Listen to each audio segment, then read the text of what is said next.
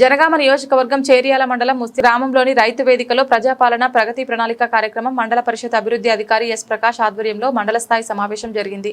కార్యక్రమంలో భాగంగా మండల తహసీల్దార్ దిలీప్ నాయక్, మండల పంచాయతీ అధికారి సుధీర్ కుమార్, హౌసింగ్ ఏఈ మౌనిక, మండల special officer D Nagaraju, MEO Narender, MO Puli Bhogeshwar, RWSE Divya, electricity AE Kanakaiah, Cheriyal SI, అలాగే ప్రభుత్వ సంక్షేమ పథకాల గురించి, అలాగే చేపట్టబోయే పథకాల గురించి మండల స్థాయి సమావేశంలో తెలియజేయడం జరిగింది. అలాగే ప్రజల యొక్క సందేహాలను, సమస్యలను కూడా స్వీకరించడం జరిగింది.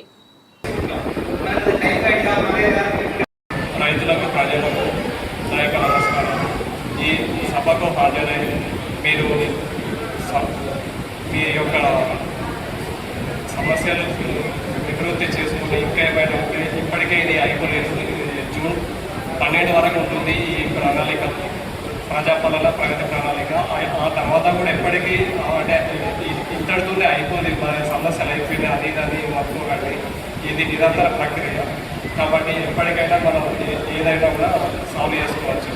ఇంతటితో ఈ సమావేశాన్ని ముగిస్తున్నాం. జ్యోతి అప్లికేషన్ ఎవరైతే ఇచ్చారో సింగిల్ రేషన్ కార్డు నంబర్కు ఒక సర్వీస్ యాడ్ అవుతుంది. ఎక్కడైనా సెక్షన్ 8లో ఎక్కడైనా వస్తుంది. ఏదైనా ఒక రేషన్ కార్డు నంబర్కి ఒక సర్వీస్ యాడ్ అవుతుంది, డబుల్ కాదు.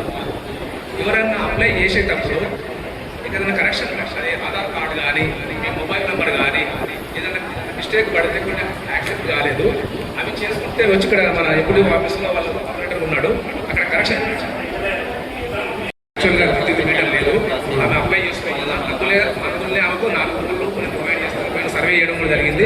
అప్లై చేసుకోకుండా ఇచ్చేస్తారు. అప్లై గ్రామ పంచాయతీ ఆమెకు విద్యుత్ సాంక్షన్ లేదా, ఆమె ద్వారా ఇప్పుడు కొత్తగా వచ్చినటువంటి రూల్స్ ఏంటంటే సర్వీస్ లైన్ చార్జెస్ కొత్తగా వచ్చింది సార్. అది అందులో ఎవరైనా మీటర్ అప్లై చేసుకుంటే ఏది గ్రామ వాళ్ళు ఇచ్చినటువంటి ఏది మన ఇందిరమ్మ ఇల్లు కానీ, తర్వాత మళ్ళీ ఫోన్లు కూడా ప్రొవైడ్ చేసి సప్లై ఇస్తాం సార్. కంపల్సరీ ఫార్వర్డ్ అవుతుందని చెప్పి బిడ్డలు అప్పుడు ఉన్నటువంటి వాళ్ళు చేయలేదు కొంతమందికి, అట్లే వెళ్ళిపోయి ఇప్పుడు వాళ్ళు అమ్మిన వాళ్ళు కోట్ల పేరు మీదకి బిడ్డల పేరు మీదకి మారిపోయింది. ఇప్పుడు మన ఊరికి మన విలేజ్ వీడబ్ల్యూ అయితే వచ్చితే ఏమంటుందంటే రైతు చదువుతూ ఏమంటుందంటే మీకు అమ్మిన పేరు వీల్లేదు కదా, అలా కొడుకు వెళ్ళిపోయింది కదా, అటువంటి ప్రాబ్లం ఉన్నది, చేసడానికి వీల్లేదని చెప్పి చెప్తుంది.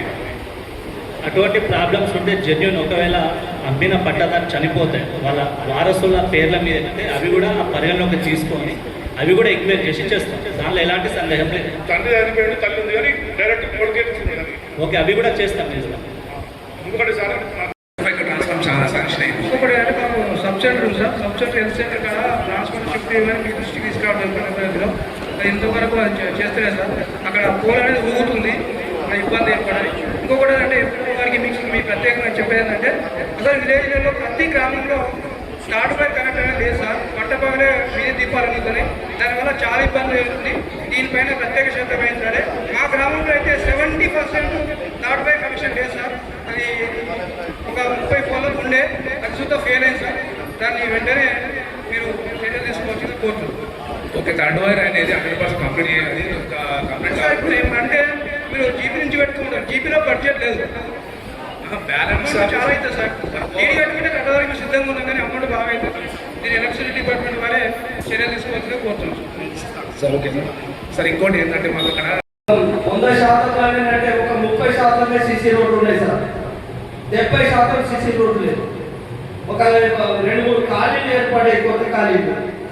ఆ ఖాళీలలో మొత్తం ఏది ఉన్నా కానీ డ్రైనేజ్ లేదు, అక్కడ ఉన్నటువంటి రోడ్డు నిర్మాణం లేదు, మొత్తం నీళ్ళల్లా గుంతలల్లా మొత్తం విచ్చలవిడిగా ఉన్నటువంటి సమస్య మా గ్రామం పరిస్థితి ఉన్నది. ఎందుకంటే ఈ విషయం నేను ఎందుకు చెప్తున్నానంటే ఇక్కడ ఉన్నటువంటి మన ప్రజాప్రతినిధులు ఉన్నారు కాబట్టి ఈ ప్రజాపాలన కార్యక్రమాల్లో మీరు మాది దృష్టి పెట్టాలని చెప్పి కోరుకుంటున్నాం. అట్లాగే ఈ కరెంట్ సమస్యని కూడా సార్ మేము ఏగా సార్ కూడా మేము ఇవ్వడం జరిగింది. ఇది సబ్మిటేషన్, అట్లాగే ఇండివిజువల్ ఫోన్లు, మాకు కొత్త కాలం ఏర్పడినటువంటి సమస్యలు అవి చాలా ఇబ్బంది పరిస్థితి ఉన్నది సార్. మాకు తక్షణమైనటువంటి మంజూరులో ఖచ్చితంగా మాకు ఈ కరెంట్ లోటుపాటు తగ్గించాలని చెప్పి కోరుకుంటున్నాము. మధ్యలో ఉన్నాయి అవి ఊళ్ళో పోరాకుంటున్నారు సార్, మాకు సెట్ బ్యాక్ చేయాలి. ఇంకొకటి కొంచెం టెంపుల్ దగ్గర ఒక 2 పోల్ కావాలి సార్, మనకు కరెంట్ అవసరం లేదు, కూడా అవసరం పెట్టు మన నుంచి లైట్ సార్. ఇంకోటి మీరు సార్ ఇంకొక విషయం సార్, 2 ల్యాక్ కరెంట్ వస్తలేదు, 2 సంవత్సరాలు చెప్పారు సార్. పోచమ్మ టెంపుల్కు మేము సప్లై అడుగుతున్నారు కదా, ఎంత దూరం ఉంటుంది లైన్ అని? మీరు ఒకసారి మీటర్ అప్లై చేయండి, ఫోన్ ఇచ్చేస్తాం, అందులో మీటర్ ఇస్తాము, ఫోన్ ఇచ్చేస్తాం. సర్వీస్ దయచేసి అంటే సర్వీస్ లైన్ ఛార్జెస్ అని డిపార్ట్మెంట్ పరంగా రూల్స్ తెచ్చింది. మీరు డీడీ కడితే మీటర్ ఇచ్చేస్తాం, ఆ ఫోన్ కూడా సైన్ చేస్తాం. మీరు కేటగిరీ టెంపుల్స్ కేటగిరీ 7లో అప్లై చేయండి, ఎవరిని అడగాల్సిన అవసరం లేదు, డీడీ కట్టేసేయండి, మేము ఫోన్ వేసేస్తాం.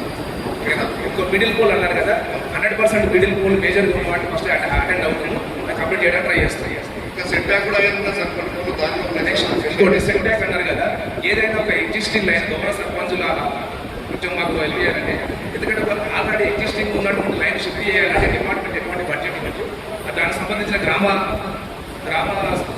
పంచాయతీ కానీ లేదా ఆ ఏరియాలో ఉన్నటువంటి కన్సూమర్ కానీ డిపార్ట్మెంట్ డీడీ కట్టిన లైన్ సెట్ బ్యాక్ చేయడం జరుగుతుంది. ఇది బడ్జెట్ గవర్నమెంట్ అలాట్ చేయాలి, డిపార్ట్మెంట్ అలాట్ చేయాలి. సార్ ఊళ్ళో కరెంట్ తక్కువ వస్తుందండి. 79 మందికి ఇవ్వడం జరిగింది. అందులో 4,79,00,000 రూపాయలు మనం డిస్పర్స్ చేయడం జరిగింది. వివిధ ఎస్సీలకు కానీ, ఎస్టీలకు కానీ, బీసీలకు కానీ, ఓసీలకు కానీ అందరికి కలిపి. అదేవిధంగా మన చేర్యాల మండలంలో 3,500 రేషన్ కార్డులు కొత్త కార్డు ఇవ్వడం జరిగింది. ప్రస్తుతానికి మన మండలంలో అయితే ఒక కార్డు కూడా పెండింగ్లో లేదు. వచ్చిన కార్డ్స్ అన్ని మనం డిస్పర్స్ చేయడం జరిగింది. ఇది రేషన్ కార్డులకు సంబంధించింది. అదేవిధంగా సర్పంచ్ గారు అడిగారు, రాంపూర్ సర్పంచ్ గారు మన బీట్కి సంబంధించి ఆల్రెడీ దాని మీద ఈరోజు నోటీసెస్ ఇవ్వడం జరిగింది. చుట్టుపక్కల రైతులకి వితిన్ 3-4 డేస్లో అది ఎంజాయ్మెంట్ సర్వే చేసి ఆ ప్రాబ్లం అనేది సాల్వ్ చేయడం జరుగుతుంది. ఆల్రెడీ ఆ నోటీస్ ఉన్నా ఆ సర్వే. అదేవిధంగా సర్పంచ్ సాదా బైనామాల గురించి అడుగుతున్నారు. సాదా బైనామాలకు సంబంధించి ఆల్రెడీ మనం నోటీసెస్ అనేది మళ్ళీ ఇవ్వడం జరుగుతుంది. ఇంతకుముందు ఇచ్చినాం, కానీ మళ్ళీ మనకి గవర్నమెంట్ ఇన్స్ట్రక్షన్స్ ప్రకారం ఆల్రెడీ ఫ్రెష్గా నోటీసులు ఇవ్వమన్నారు. ఇప్పుడు ఆల్రెడీ మా జీపీ వాళ్ళందరూ గ్రామాలలో నోటీసులు ఇస్తున్నారు. ఎవరెవరైతే అమ్మినారు, ఎవరెవరైతే ఆ కొన్నారో వాళ్ళందరూ తీసుకున్నారు. ఎవరైతే నోటీసులు తీసుకున్నారో వాళ్ళకి గ్రామ పంచాయతీ అప్పచెప్పడం జరుగుతుంది. మనకి ఇంతకుముందు ఏంటంటే పట్టాదారు అమ్మిన వ్యక్తి కాన్సెప్ట్ ఇవ్వాలని మనకి ఇంతకుముందు చెప్పడం జరిగింది. కానీ ఇప్పుడు వచ్చిన గైడ్లైన్స్ ప్రకారం అమ్మిన వ్యక్తి కాన్సెప్ట్ అవసరం లేదు. చుట్టుపక్కల రైతుల స్టేట్మెంట్స్ తీసుకొని వాళ్ళ పేరు పట్టాదారుగా ఉంటే మనం ఇప్పుడు సాదా బైనామా చేసుకోవడానికి అవకాశం ఉంటుంది. ప్రతిదీ కూడా మనం ఫీల్డ్ చేయడం జరుగుతుంది. చుట్టుపక్కల స్టేట్మెంట్ తీసుకుంటాం. అదేవిధంగా దాన్ని సర్వే కూడా చేయడం జరుగుతుంది. ఆ రైతు ఏదైతే భూమి పర్చేజ్ చేసారో అదే సర్వే నెంబర్లో ఉన్నారా లేదా అనేది సర్వే చేసి దాని ప్రకారం సాదా బైనామా మీద మనం ప్రాసెస్ చేయడం జరుగుతుంది. ఇది సాదా బైనామాకు సంబంధించిన విషయం. ఆల్రెడీ నోటీస్ అనేది మనకి సర్వ్ అవుతుంది. ఈ వీక్లో నోటీసెస్ కంప్లీట్ అయితే వితిన్ 1 మంత్లో సాదా బైనామా ప్రాసెస్ అంతా కంప్లీట్ అవుతుంది. ఇంకా మీకు ఏదైనా ఉంటే అడిగి నిన్న వాడు మా స్టేషన్కి వచ్చినప్పుడు, ఈ రోజు మా స్టేషన్కి వచ్చినప్పుడు నేను ఫోటోస్ చూపిస్తా. నిన్న వచ్చేసి వాడు అంటే ఈ గాంజా తాగే వాళ్ళని మనం ఎట్లా గుర్తుపట్టాలంటే, ఇప్పుడు హైదరాబాద్లో దొరుకుతుంది. హైదరాబాద్లో చూస్తే ఆ వ్యక్తిని చూస్తేనే గాంజా కావాలి వీడికి అని చెప్పేసి అమ్మేటోళ్ళకి ఒక కోడ్ సైన్ ఉంటుంది అన్నమాట. అంటే వాడి జుట్టు మెయిన్, వాడి జుట్టు అనేది చిన్నగా ఉంటుంది, చిన్నగా నీట్గా డిగ్నిఫైడ్ ఉంటారు వాళ్ళు, ఇష్టం ఉన్నట్టు జుట్టు ఉంటుంది. అండ్ వాడు వేసుకునే డ్రెస్సింగ్ తోటి ఆ కోడ్ లాంగ్వేజ్ వాళ్ళకి, అంటే ఆ డ్రెస్సింగ్ ఎట్లా ఉండాలంటే కొంచెం ఫంకీగా ఉండాలి. ఆ షర్ట్ కానివ్వండి, ప్యాంట్ కానివ్వండి, అది నార్మల్గా ఇప్పుడు మన డీసెంట్గా ఉండే వాళ్ళు వేసుకోరు. నిన్న వాడి డ్రెస్సింగ్ చూస్తే అదే వాడి కోడ్ లాంగ్వేజ్. మొన్న వాడు హైదరాబాద్లో గాంజా కొనుక్కున్నప్పుడు సేమ్ అదే డ్రెస్తో వెళ్ళిండట. ఆ కోడ్ లాంగ్వేజ్లోనే వాడు కొనుక్కుంటాడు. సో మీ ఊర్లో కూడా పిల్లలు అట్లా ఎవరన్నా ఈ జుట్లంతా ఇష్టం ఉన్నట్టు పెంచుకొని ఇట్లా పైకి లేస్తూ ఉంటాయి కదా, లేకపోతే పెద్ద పెద్ద జుట్లు పెట్టుకుంటారు స్టైల్ అని చెప్పేసి. అది స్టైల్ కాదండి, ఖచ్చితంగా అది గాంజా తాగే వాళ్ళు మాత్రమే అట్లా పెట్టుకుంటారు. ఓకేనా? అది కోడ్ లాంగ్వేజ్ వాళ్ళకి. డ్రెస్సెస్ కూడా ఇష్టమైనట్టు చిరిగిపోయిన ప్యాంట్స్, తర్వాత షర్ట్స్ అంతా లూజ్గా అది వేసుకొని, తర్వాత ఈ చెవులకు కమ్మలు ఉంటాయి, అది గుర్తుపెట్టారు. చెవులకు కమ్మలు ఉంటాయి ఒకటి, అండ్ ఈ ఐబ్రోస్ దగ్గర కూడా ఇట్లా కట్ ఉంటుంది. ఈ సైన్స్ కనుక మీ ఊర్లో ఎవరు ఏ పిల్లల దగ్గర కనిపించినా కూడా మీరు ఖచ్చితంగా వాళ్ళ మీద దృష్టి పెట్టాలి. వాళ్ళ ఇన్ఫర్మేషన్ మాకు ఇవ్వండి. ఓకేనా? మీరు ఊర్లో కనుక ఇటువంటి వాటి గురించి, నిర్మూలన వాటి గురించి ఎటువంటి ప్రోగ్రామ్స్ పెట్టినా కూడా మేము అటెండ్ అవ్వడానికి రెడీగా ఉన్నాము. దీని మీద మనం అందరం కలిసి పోరాడదాము. మన విలేజెస్ అన్ని కూడా గాంజా ఫ్రీ విలేజెస్ చేయడానికి మనం రెడీ అవుతాము. ఓకేనా? అధ్యక్షత వహించిన ఎంపీడీఓ సార్ గారికి, వేదికపై ఉన్న ఎంఆర్ఓ గారికి, మరియు ఇతర మండల స్థాయి అధికారులకి, ఇక్కడికి విచ్చేసిన ప్రజాప్రతినిధులకి, ఇతర ప్రభుత్వ ఉద్యోగులకి మరియు విలేకరులకి, ప్రతి ఒక్కరికి కూడా శుభాభినందనలు. ఇప్పుడు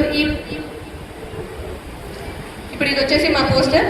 సో ఈ ప్రజా పాలన ప్రగతి ప్రణాళికలో భాగంగా మా పోలీస్ డిపార్ట్మెంట్ వచ్చేసి ఒక 2-3 టాపిక్స్ మీద మేము ఇన్వాల్వ్ అవుతున్నాం దీంట్లో. ఒకటి వచ్చేసి డ్రగ్స్, ఇప్పుడు చెప్పినట్టు డ్రగ్స్ ఒకటి. ఇంకొకటి వచ్చేసి ఇది అరైవ్ అని చెప్పేసి రోడ్ సేఫ్టీ దాని గురించి ఒక క్యాంపెయిన్ స్టార్ట్ చేసిండ్రు. సో ఈ క్యాంపెయిన్ వచ్చేసి ఇప్పుడు 99 డేస్లో ఒక 1 వీక్ 10 డేస్ గ్యాప్ తోటి 1 వీక్ ప్రోగ్రామ్ ఉంటుంది అనమాట. అరైవ్ అని చెప్పేసి వారోత్సవాలు జరుగుతాయి. అందులో ఇది 3rd ఫేజ్ జరుగుతుంది మాకు. ఏప్రిల్ 13th 13వ తారీఖు నుంచి 18వ తారీఖు వరకు ఈ 1 వీక్ అంతా కూడా ఈ అరైవ్ క్యాంపెయిన్ నడుస్తుంది. డ్రగ్స్ దాని గురించి వచ్చేసి హైదరాబాద్ లో టీజీ నాగ్ ఉంది, మీ అందరికీ తెలుసు. నార్కోటిక్ బ్యూరో అని ఉంటుంది అన్నమాట. వాళ్ళకు సంబంధించిన అధికారులు కూడా ఈ 99 డేస్ ప్లాన్ లో భాగంగా ప్రతి మండల లెవెల్ కి కూడా వచ్చి వాళ్ళు ఒక ప్రోగ్రామ్ కండక్ట్ చేస్తున్నారు. సో అది మన చేర్యాల మండల్లో అది త్వరలోనే ఉంటుంది. సో అదొకటి. అండ్ ఇంకొకటి వచ్చేసి ఈ సైబర్ క్రైమ్స్ దాని గురించి కూడా అవగాహన కల్పించాలి అని చెప్పేసి అది కూడా పెట్టారు. సో ఫస్ట్ ఇప్పుడు నేను ఈ అరైవ్ క్యాంపెయిన్ గురించి మాట్లాడదాం అనుకుంటున్నా. ఎందుకంటే ప్రజెంట్ ఇప్పుడు అది మాకు ఈ 1 వీక్ ప్రోగ్రామ్ నడుస్తుంది కాబట్టి ఎవ్రీడే కూడా మేము ఈ ట్రాఫిక్ రోడ్ సేఫ్టీ దాని గురించి ప్రతి విలేజ్ లో ఇప్పుడు ఈ వారం స్టార్ట్ చేస్తే ఏప్రిల్ 30th రోజు వచ్చేసి గ్రామ సభలు అటెండ్ అక్కడ ఒక రోడ్ సేఫ్టీ కమిటీ అని చెప్పేసి ఆ గ్రామ సర్పంచ్ గారితో, తర్వాత పంచాయత్ సెక్రటరీ గారితో అండ్ ఒక 3 మహిళలు ఖచ్చితంగా ఉండాలని, టీచర్ ఉండాలి దాంట్లో అని చెప్పేసి రోడ్ సేఫ్టీ కమిటీస్ 8 మెంబర్స్ ఉండాలి, మినిమం 8 మెంబర్స్ ఉండాలి. దాంట్లో 8 మంది, మాక్సిమం ఎంతమంది అన్నా ఉండొచ్చు. దాంట్లో 3 మహిళలు ఖచ్చితంగా ఉండాలి అని చెప్పేసి ఒక కమిటీ ఫామ్ చేయడం జరిగింది. ప్రతి విలేజ్ లో కూడా కమిటీ ఫామ్ చేయడం జరిగింది. సో ఈ కమిటీ యొక్క ముఖ్య ఉద్దేశం ఏంటంటే ఇప్పుడు మా చేర్యాల పోలీస్ స్టేషన్కి వచ్చేసి మాకు 20 విలేజ్లు ఉన్నాయి. ఇప్పుడు కొత్తగా యాడ్ అయిన కమలాయిపల్లి అండ్ అర్జునపట్లతో కంపేర్ చేసి ఇంక్లూడ్ చేసి 20 విలేజ్లు దాకా ఉన్నాయి. సో ప్రతి విలేజ్ లో అంటే మేము ప్రతి విలేజ్కి వెళ్ళేసి ఈ విలేజ్ లో మనకి ఎక్కువ డేంజర్ జోన్స్ ఎక్కడ ఉన్నాయి అంటే రోడ్ పక్కన మనకి బాయిలు ఉండొచ్చు, రోడ్ పక్కన బాయిలు కానీ, రోడ్ పక్కన ఏమైనా ప్రమాదకర గుంతలు కానీ ఇట్లాంటివి ఏమైనా ఉంటే ఆ రోడ్ సేఫ్టీ కమిటీ అనేది దాన్ని ఐడెంటిఫై చేయాలి. ఐడెంటిఫై చేసి ఒకవేళ బావి వాడకంలో ఉంటే ఆ బావిని పూడ్పలేని పరిస్థితులలో ఉంటే ఆ బావి చుట్టూ ఏదైనా ఫెన్సింగ్ అరేంజ్ చేయడం కానీ, ఒకవేళ ఆ బావి కనుక నిరుపయోగంగా ఉంటే ఆ బావిని పూడ్పేసే ప్రోగ్రామ్స్ కానీ, ఒకవేళ రోడ్డు మీద ఏమైనా గుంతలు ఉంటే అదే రోడ్ సేఫ్టీ కమిటీ, ఆ గ్రామానికి సంబంధించిన రోడ్ సేఫ్టీ కమిటీ ప్రమాదకర గుంతలు ఏమైనా ఉంటే వాటిని పూడ్చడం కానీ, రోడ్ పక్కన అటు ఇటు ఇబ్బందిగా ఈ ముళ్ళ చెట్లు కానివ్వండి, ఇంకా ఏమైనా చెట్లు కానీ ఉంటే వాటిని తీసేయడం కానీ ఇట్లాంటివన్నీ చేయాలని చెప్పేసి ఈ రోడ్ సేఫ్టీ కమిటీ యొక్క ముఖ్య ఉద్దేశం. ప్రభుత్వ నియమ నిబంధనల ప్రకారం జిల్లా కలెక్టర్ ఆదేశాల మేరకు ప్రజాపాలన నిర్వహించి ప్రజల దగ్గర ఉన్న సమస్యలన్నీ కూడా నమోదు చేసుకుని ఏ విధంగా వాళ్ళకు హెల్ప్ చేయాలనే ఆలోచన ప్రకారం మేము నమోదు చేసి జిల్లా కలెక్టర్కి విన్నవించి తర్వాత మేము ఏ కార్యక్రమాన్ని కూడా ఈరోజు మన జిల్లా కలెక్టర్ గారి ఆదేశాల అనుసారం ఎంపీడీఓ గారి ఆధ్వర్యంలో మండల స్థాయి ప్రజాపాలన ప్రగతి ప్రణాళికలో భాగంగా సమావేశంలో వివిధ శాఖల అధికారులు ప్రజలకు రైతులకు సంబంధించిన సమస్యలు, వాటికి సమాధానాలు మరియు ప్రభుత్వ తీసుకున్నటువంటి స్కీములు, పథకాలు, వాటి వివరాలు, మన మండలంలో ఉన్న బెనిఫిషరీస్ వాళ్ళ వివరాలు చెప్పడం జరిగింది. ఈ ప్రణాళికలో ఈ మండల స్థాయి సమావేశం విజయవంతమైన మండల స్థాయి సమావేశం సంబంధించి ఈరోజు మనం చేర్యాల మండలంలో ముస్త్యాల రైతు వేదికలో నిర్వహించడం జరిగింది. ఇట్టి సమావేశానికి మండల స్పెషల్ ఆఫీసర్ గారు, అదేవిధంగా మండల్ లెవెల్ ఆఫీసర్స్, అదేవిధంగా వివిధ గ్రామాల నుంచి వచ్చిన సర్పంచ్లు, ఉప సర్పంచ్లు, అదేవిధంగా గ్రామ ప్రజలు అందరూ హాజరైన ఇట్టి సమావేశంలో మనం శాఖల వారీగా వాళ్ళ పనులు అదేవిధంగా ప్రగతి అవన్నీ చర్చించుకోవడం జరిగింది. అదేవిధంగా మనకి 2023 డిసెంబర్ నుంచి ఇప్పటి వరకు ఈ ప్రభుత్వంలో ఏ అమలు చేసినా, ఏ వర్క్ చేసినా, ఏ విధంగా చేసినా, గృహజ్యోతి కానీ, కళ్యాణ లక్ష్మి, రేషన్ కార్డు, అదేవిధంగా మనకి వ్యవసాయానికి సంబంధించిన విషయాల మీద చర్చించుకోవడం జరిగింది.